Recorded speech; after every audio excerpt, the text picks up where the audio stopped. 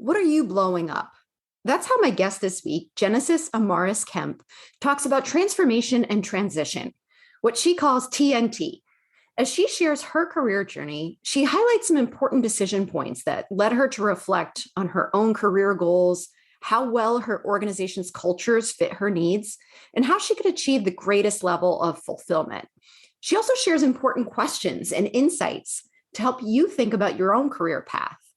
Thanks so much for listening and sharing with others you think might also benefit from these conversations. Welcome to the Impostor Syndrome Files. My name is Kim Menninger, and as an executive coach and former high-tech leader, my personal mission is to help women and others overcome imposter syndrome and advance your career with confidence. Each week, I interview a new guest to share how they've navigated self-doubt to achieve success. The more we share our stories, the more we destigmatize imposter syndrome, recognize that we're not alone, and empower ourselves to access the tools and resources that can help us. Thank you so much for listening and sharing.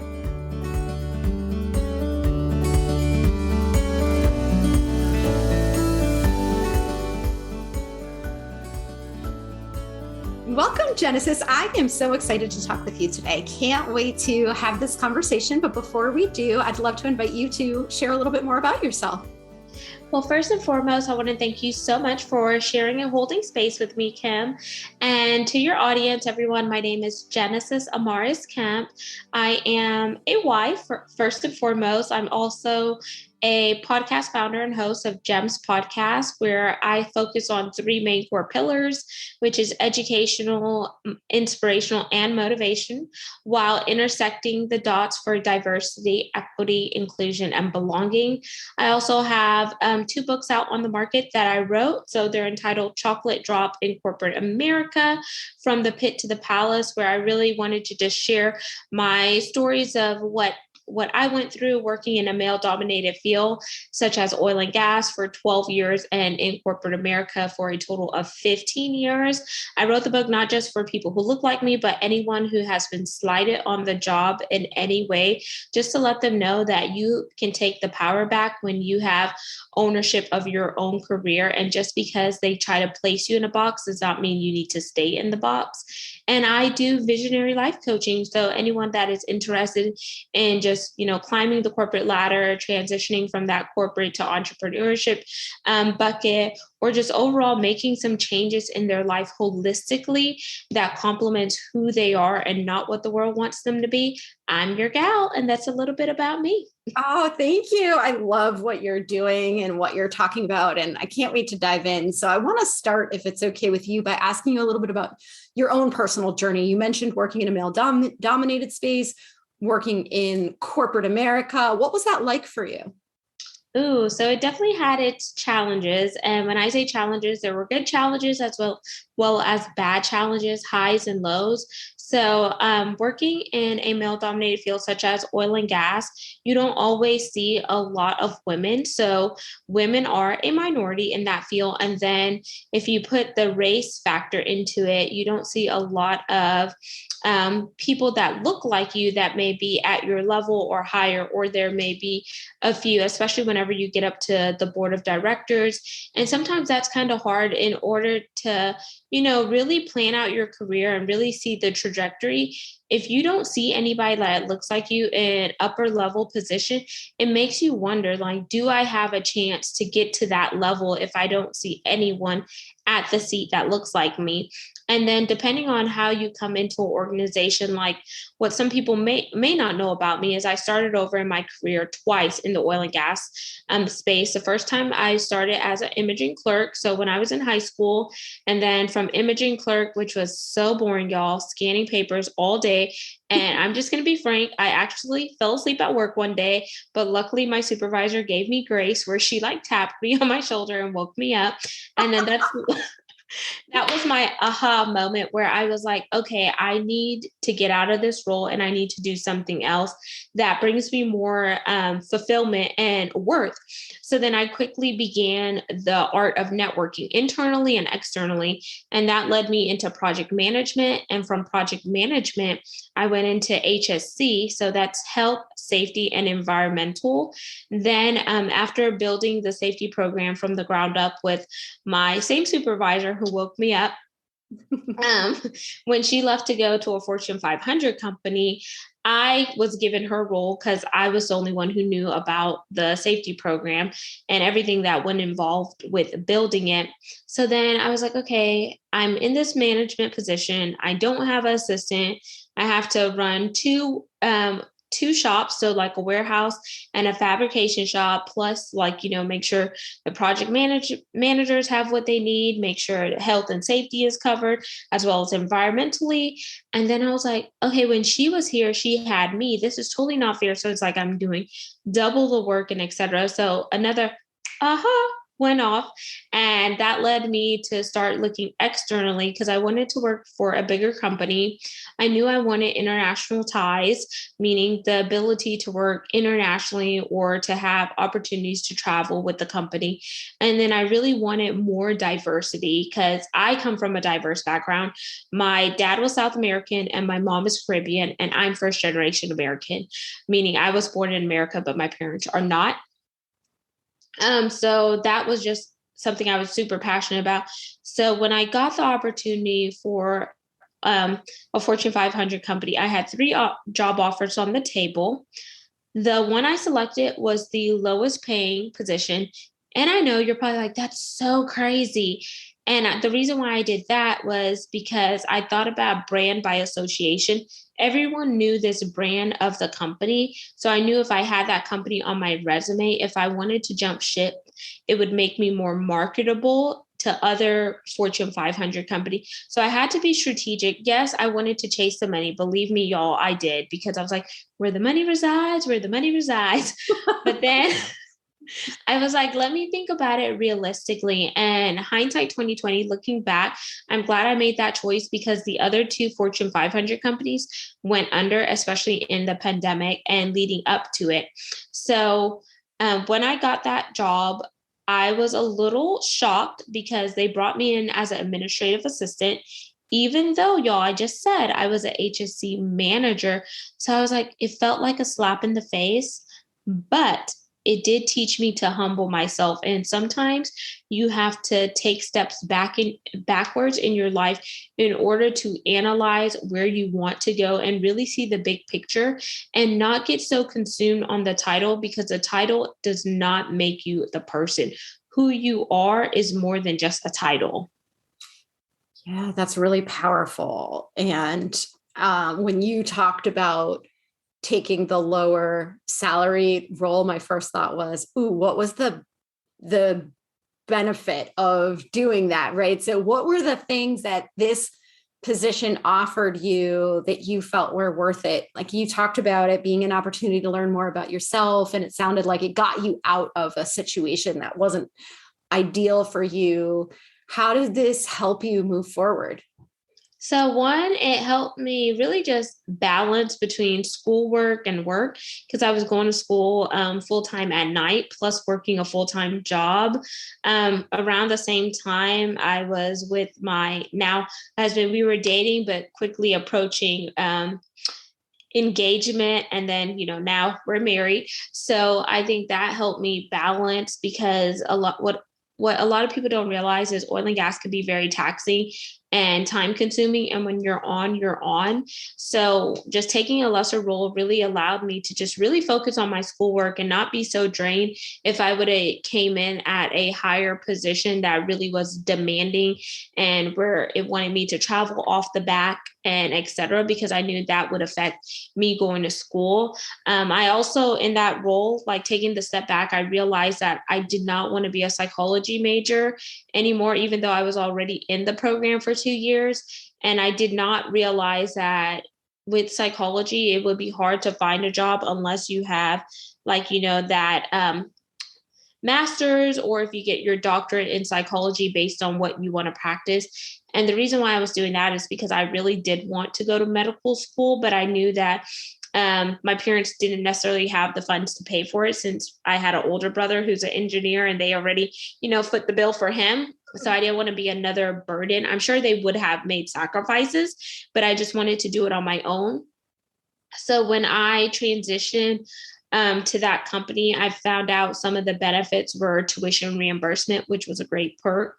I found out that there was different days where you had the ability to work from home, so working remotely, which is something I never done previously. So I thought that was very beneficial. There was health insurance was way better there. So that's another perk, because anyone knows if you have to pay for health insurance on your own outside of an employer, it could be very costly depending on where you're living. And if you have a PPO versus a HMO, there's a lot of factors that go involved in that. And then just the ability that the company did pay you to, give back to the community, because I'm very big into community outreach and volunteerism. So they partnered with Junior Achievement and United Way and some of the other organizations that I was passionate about. So if I wanted to take a day off in a sense, but go lend it to the community, I could do that and get paid for it. So I thought that was incredible. So those are just some benefits there. But then the hardest part was just being like that one person that was seen but not necessarily heard, because you're an administrative assistant. And even though you're the glue that keeps everyone together, sometimes you don't always get invited to all the events, even though you're the planner and you do all the stuff. And I'm like, this is so different. Yeah, I mean, it sounds like what you're sharing is a more expansive way to think about career opportunities, because a lot of times we do get really laser focused on the title or on the salary, but you really evaluated in context a lot of those other perks, as you said, and the lifestyle that it would offer you. But then it sounds like the role was limited in some ways because of your ability to have influence or to make yourself seen and heard. Yes, absolutely. And I want to encourage anyone in their career that's thinking about making that transition is to really evaluate everything as a whole, and don't always just go with the shiny objects or the carrot dangling in front of you, because that could also pigeonhole you. Like, yes, you may get the higher salary up front, but what are the trade-offs of that salary? Does it mean that you're going to have to spend more time in the office? Then you're going to get to spend time at home, whether you're a wife or a husband or you have children and they're very involved in various activities. Like, there's so many different trade-offs that you need to be mindful of. And then also how are you adding value to that organization, but how is that organization adding value back to you? What are your core values, and what are the company's core values and mission statement? Is it a way that it meshes where you could have synergies and you could really see yourself being at that place for a year, 2 or 5 years, or more than that? Like, those are really things you need to think about, because let's be real, some people spend the majority of their day at work and more time there than they spend time with their family. So at least if you're spending time somewhere, you want to, make sure it's somewhere that you're comfortable with and you feel like you're a part of a team, but that team also feels like family in a sense too. I love that. And I want to connect this to what you were talking about earlier about your focus on diversity, equity, inclusion, and belonging, because I think this is such a big part of the overall experience in the workplace, especially for anybody who's not part of the dominant culture, so to speak. And you mentioned being first generation, you have different mixed racial backgrounds. Like, what was your experience like from that perspective? You talked about not seeing anybody above you that looked like you. What was your day-to-day experience as a woman of color? So some days it was very hard. Like, and I will say where I started, just to put context. So when I started, I was in drilling, and drilling is the organization that makes the money, because you're drilling $1 million wells a day and you're fracking and you're doing all of that. I feel from that aspect, since we interacted with a lot of people on a global scales, I did see Nigerians that came in as consultants or engineers. I did see people from India, and I saw other people like that, but they weren't primarily employees with the company. They were more like a VC, like a venture capital, or they were like a competitor that we partnered with because they had certain technology that we needed and vice versa, where we had like a trade-off and et cetera. And when I saw diversity there, it made me question the diversity with my own company. And then whenever I saw like, okay, I want to be more than administrative assistant, and they hit me with the slogan, once an admin, always an admin. And my rebuttal was, by whose definition? Like I'm not going to school to be an admin. I don't plan on being an admin forever. But if you like it and that's your flavor of Kool-Aid, I'm all for it. Go get it, girl. Like if you want to be an admin and do that forever, I'm not going to knock it, but that's not what I see for myself. So I felt like that part was challenging because whenever you don't always agree with the masses, they look at you as a person that sticks out, or they're like, oh man, she thinks her poo doesn't stink, or whatever the case may be. And I think that was challenging because whenever you do find women that are in your field and you're not doing everything that they want you to do, it becomes very catty and they do little things to exclude you. And then that exclusion can easily turn into hostility where they want to make it harder for you. So you would just give up and leave. And I'm not going to let anybody force me out of my rightful place that I've worked so hard for, that I know that this is going to be a stepping stone for me. So I think just thinking about that and being so young, because also age played a factor too, because a lot of times I was always the youngest person on my team or the only woman of color. So it's like you have to work twice as hard to make sure you know your stuff, you're on top of your game, and make sure that at least you don't have to get everyone to like you, but at least you need them to respect you. Yeah, absolutely. And I think you bring up a good point too about the cattiness and the fact that other people's insecurities then drive their behaviors, and you can end up in an environment where where you don't even have the support of other women, which is always devastating. I think it always feels that much more painful when women aren't supportive of other women. And so I think a lot of that really does stem from culture and the way that women see themselves in relationship to opportunities internally. And if it feels like there's a lot of competition or, very few opportunities, women will turn on each other. And that's always so devastating. It is, because like one thing I want to say, Kim, is like if you look at another woman and you see that she's doing something amazing, why not celebrate that woman and praise her for what she's doing? Because I feel like collaboration is the new way to create synergies, and it's not the new competition. Because if we are better together, then we're going to go further and we're going to look at process improvements. We're going to look at efficiencies, and we're definitely going to work smarter together versus harder alone. And why not capitalize on that versus being like, oh my gosh, like, is she trying to take my job? Is she sleeping with the supervisor? Like, why is she moving up so fast? Or like, oh my gosh, I can't believe she went to lunch with so-and-so. Like, who gives her the da-da-da? Because we're not here for that. And I'm a very blunt and direct woman because I come from earlier male dominated, like we are out here doing the grunt work. And I feel like if you want to play games, well, go play those games on the playground with the children. Like, let's not do it here because like we have other things that need to get done, or as people say, bigger fish to fry. And we just really need to be level-headed. And I feel like if you have a problem with another woman, pull that woman to the side and have a woman-to-woman conversation with her versus stirring up gossip and hearsay, she say, he say in the office, because that creates toxicity. And everyone is going to remember how toxic you are. And whether they tell you to your face or not, they're definitely going to be talking about it in the break room or behind your back. So always know who your opponents are. And my brother always told me know how to play the game of chess. And at first I didn't realize it because he's like, there's politics everywhere. Everywhere you go, there's politics. It's so true. Unfortunately, I think that makes it adds a lot of complexity to the workplace. But the better we understand that, the more prepared we are to navigate it, unfortunately. So are you a full-time entrepreneur now, or are you still working for a company as well? So right now, definitely full-time entrepreneur. Doing my podcast is what I'm doing full-time. Currently taking a break because the way my body is set up right now. But once I give birth to my daughter, I'm not sure what it's going to look like, because then things are going to change when you're responsible for a little person.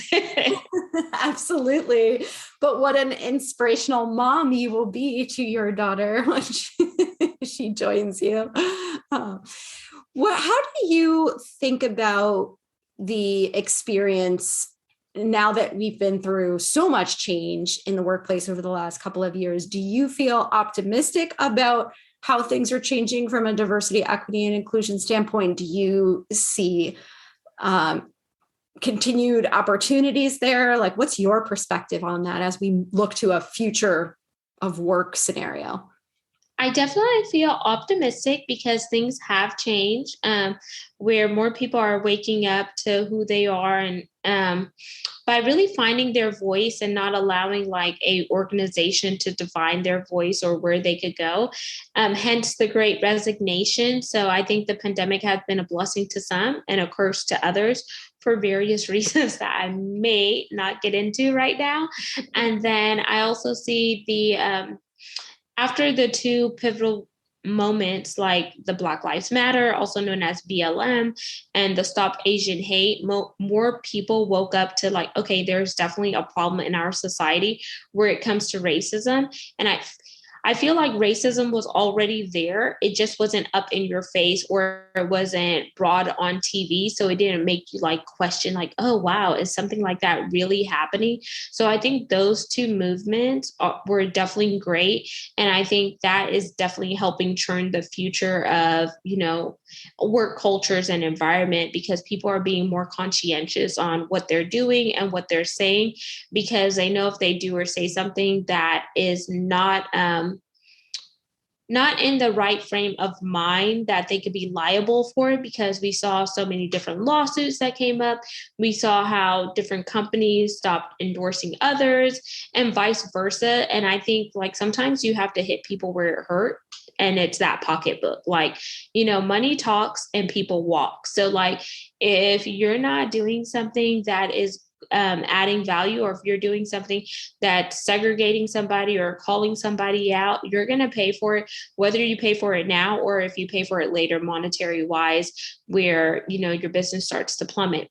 And I don't wish any ill will for anyone, but I just think that people need to be mindful that we're all different, but we all have something valuable to add, whether that's diverse thoughts, diverse backgrounds, or et cetera. And we need to really look at an individual, not just based on the outward, but what are they bringing to the table? I love that. And I agree, and am hopeful that the pressures will eventually push organizations to do the right thing for individuals as well as for their own businesses. And one thing that I know just from my own personal experience and having worked with so many women is that even in the midst of the Great Resignation, there's still a lot of people who are feeling like they don't have as much power. And what I love about what you're saying is your story seems to come with a lot of self-empowerment. And so I wonder if you have advice for anybody who is listening to this right now and thinking, gosh, I'd really like to do something better or different, or I don't feel as included in my organization, but I don't know what my options are, or that they, sort of feel this sense of self-doubt about what's possible. So one advice I would encourage anyone listening is first connect with who you are internally. And once you connect with who you are internally and you're so rooted in that, things externally will begin to come into focus and clarity. And I like to say the eyeglasses analogy, because I wear glasses. So if I take my glasses off, yeah, I see that's Kim, but I can't make out her facial features. I just see that, oh yeah, that's Kim. And she kind of looks a little bit blurry, but then when I put on my glasses, everything comes back into focal. Or kind of like when you're going to the optometrist and they're like, Is one better or is two better? Is three better or is four better? And when you gain that focus, it allows you to really solidify yourself, mind, body, and soul, because then you become more intentional with the actions that you're taking, because you know the actions that you're taking is curating for a better future. So one is knowing who you are and not whose you are. Number two, I always ask people, how much are they paying you to sleep on your dreams? And people are like, what? They're not paying me that much. And I'm like, okay, your dreams is something that you know that's inside of you that you always wanted to do. And you have that intuition, you have that gut instinct, you have that discernment that you want something more. And if you're longing for more, it means that you're not fulfilled where you are currently. So what do you need to do to be fulfilled? And if you're not going to be fulfilled here, then it's time for you to start making an exit plan and strategize on where you want to go, where it's going to give you that total fulfillment and and you're going to have that holistic approach where you think everything fits together, congruently. So that's number two. Number three is a hard exercise for some, and I call it the obituary exercise. If you were to write your obituary today, what would your obituary read like? What do you want to accomplish? What type of impact do you want to make? And what type of imprint do you want to leave on the world? And if you could write all of that stuff down and reverse engineer it to where you are currently, then you're going to have the tools that you need to take actions in order to make it through the finish line without sacrificing your morals, without sacrificing your core values, and without sacrificing a part of who you are because you're trying to do things to fit in. And then the last tip I'll leave is, are you seeking validation from people who were never meant to appease you or solidify you? Because so many times we're struggling with imposter syndrome. We have those limiting beliefs. We have those second guess. But if you're allowing your mind to be a battlefield where you're constantly battling good versus bad, evil versus good, highs versus low, then you need to get in a place where you still your mind and you practice some mindfulness and some meditation to ask yourself, why am I thinking the way that I'm thinking? Is there something rooted inside of me that I need to really dig deep and work on, whether I'm working on it with a coach, whether I'm working on it with a therapist, or whether I'm working on it with somebody who knows me, but they're not afraid to call me out on my SHI, what else?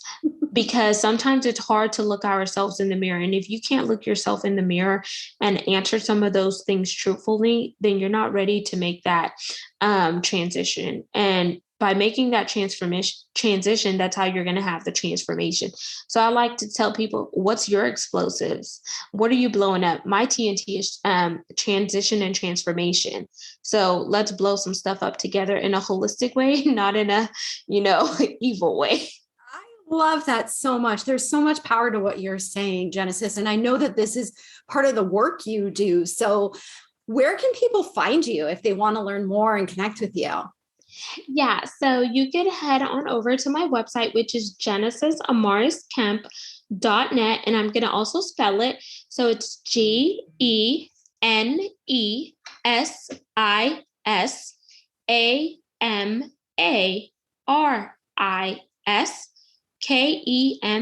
So genesisamarisKemp.net. I am going to give 3 freebies to y'all. The first one is the first chapter of my book for free, which is Chocolate Drop in Corporate America, From the Pit to the Palace. And Kim could actually see that my cover does represent diversity, equity, and inclusion.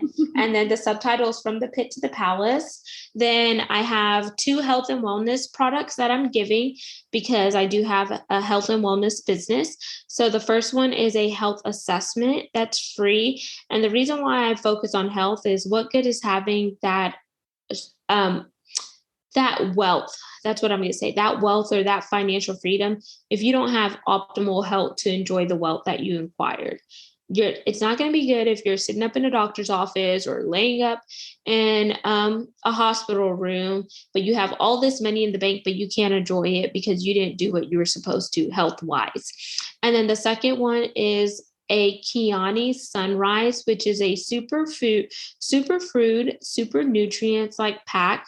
It's like a grab and go. You just rip off the pack and you take it, and it has your fruits and veggies in it and all of the vitamins that you need to really give you that energy, but it doesn't have you come crashing down like a rocket, unlike a 5-hour energy. And I think it's so important that we're mindful of what we put inside of our body, because that's what's going to keep us going like the Energizer Bunny.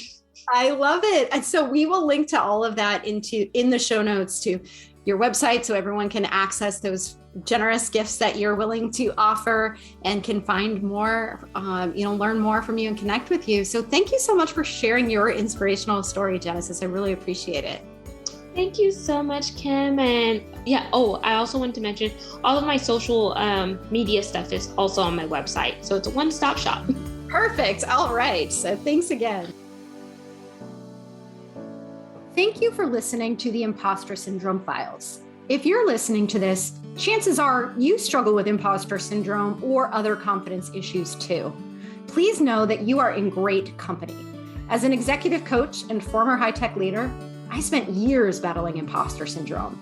There were times in my corporate life when I was absolutely sure that this was the moment that everyone would figure out that I didn't belong in the room. But it never happened.